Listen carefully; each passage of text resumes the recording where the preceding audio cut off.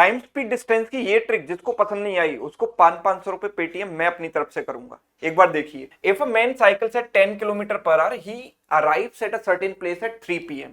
अगर 10 की स्पीड से चलता है तो 3 बजे पहुंचता है, और अगर 15 की स्पीड से चलता है तो वो पहुंचता है 1 बजे। अगर वो 2 बजे पहुंचना चाहता है तो उसे किस स्पीड से साइकिलिंग करनी चाहिए, राइट? तो देखो, आप बेसिक वगैरह से करके देख लेना, इक्वेशन वगैरह बनाकर आप खुद देखोगे कितना ज्यादा इसमें टाइम लगेगा, है ना। और अब मैं बता रहा हूं अपना तरीका, देखो ध्यान से समझना। पहले केस में 1 पीएम पर अगर वो पहुंच रहा है तो उसकी स्पीड कुछ ना कुछ है ना। फिर 2 पीएम पर वो पहुंचना चाहता है और एक टाइम मुझे दिया गया 3 पीएम, ठीक है, एक टाइम मुझे दिया गया 3 पीएम, है ना। अगर आप ध्यान से देखें तो जो भी टाइम यहां पर इनको लगेंगे ना, इस पर्सन को, वो एक एक घंटे के गैप में है, एक एक घंटे के गैप में है।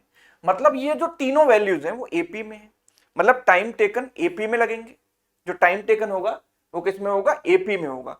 अगर टाइम एपी में है और डिस्टेंस कांस्टेंट है तो स्पीड जो है वो टाइम का रेसिप्रोकल रेशियो में होता है, राइट। और अगर रेसिप्रोकल रेशियो में होगा तो स्पीड होगी एचपी में। एपी का उल्टा होता है एचपी। यानी कि बस मुझे इतना देखना है कि यहां पर जो स्पीड है वो कितनी है। अगर 1 पीएम पर वो पहुंच रहा है तो उसकी स्पीड है 15, ठीक है। 3 पीएम पर वो पहुंचता है तो उसकी स्पीड है 10, ठीक है। 3 पीएम पर पहुंचता है तो उसकी स्पीड 10 है। तो यहां स्पीड क्या होनी चाहिए, तो सर ये जो टाइम है वो एपी में है, ध्यान से समझिएगा।